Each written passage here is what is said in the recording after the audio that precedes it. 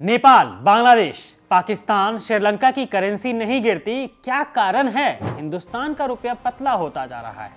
मोदी जी का कहना था ये, कहे होंगे किसी काल में या फिर किसी युग में, क्योंकि अगर उन्हें अपनी जुबानी जमा खर्ची याद होती तो आज रुपये के हालात देख रहे होते, ये उन्हें पता होता।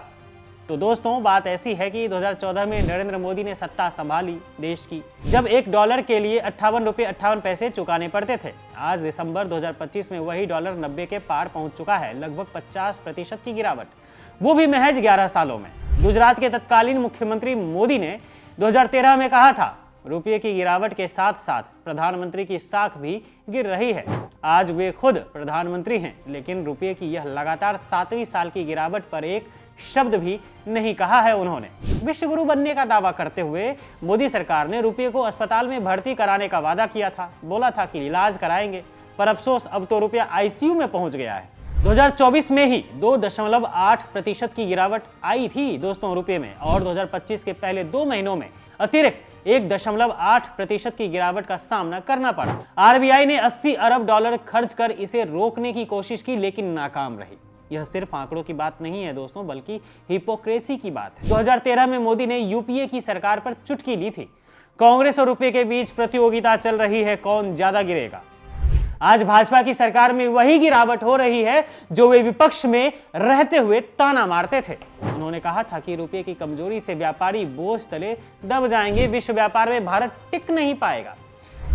लेकिन 11 साल बाद आयात महंगे हो चुके हैं। पेट्रोल, डीजल, इलेक्ट्रॉनिक्स से लेकर दवाओं तक की कीमतें आसमान छू रही हैं। आरबीआई ने विदेशी मुद्रा भंडार से अरबों डॉलर उड़ाए, फिर भी डॉलर मजबूत होता गया। कारण, वैश्विक व्यापार घाटा बढ़ा और घरेलू विकास दर ठहर गई। 2013 में जब यूपीए के समय रुपया 64 के पार गया, तो मोदी जी ने कहा था कि दिल्ली की सरकार न तो देश की सुरक्षा की चिंता करती है, न ही रुपये की, सिर्फ कुर्सी बचाने में लगी है। आज वही सरकार दिल्ली में है, फिर रुपये की गिरावट पर चुप्पी क्यों? भाजपा के मंत्री जुमलों पर उतर आते हैं, जैसे अच्छे दिन या विकसित भारत, लेकिन हकीकत में आम आदमी की जेब खाली हो रही है।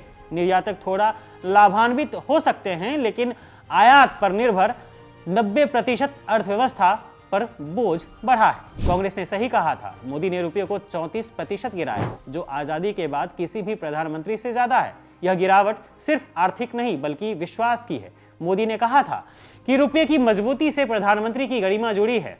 आज 90 पार डॉलर पर उनकी गरिमा कहां है? व्यापारियों ने पहले ही चेतावनी दी थी, यह बोझ सहना मुश्किल है। भाजपा का वादा था मजबूत अर्थव्यवस्था का, लेकिन परिणाम क्या निकला? चालू खाता घाटा बढ़ा, मुद्रास्फीति बनी रही, आरबीआई गवर्नर बदलने के बाद भी नीतियां नाकाम रही। मोदी जी, ट्रंप की अमेरिकी टैरिफ नीतियों का हवाला देकर बचना बंद कीजिए। किसान, मजदूर, छोटे व्यापारी सब इस गिरावट का शिकार बन रहे हैं। दोगुनी आय का सपना दिखाया आपने, लेकिन महंगाई ने निगल लिया। मोदी जी, जवाब तो दीजिए, आपकी सरकार ने क्या किया? क्योंकि अब सिर्फ आश्वासन मत दीजिए, रुपये को स्थिर करने के लिए ठोस नीतियां बनाइए, निर्यात बढ़ाइए, आयात कम करने की कोशिश कीजिए, अन्यथा यह गिरावट भाजपा की साख पर भी सवाल उठाएगी। भारत विश्व गुरु बनेगा, लेकिन मजबूत मुद्रा के बिना नहीं। समय है जागने का, वरना इतिहास दोहराता रहेगा। भारत में एक सरकार आई थी जो सिर्फ जुमले फेंकती थी, कोई काम नहीं करती थी।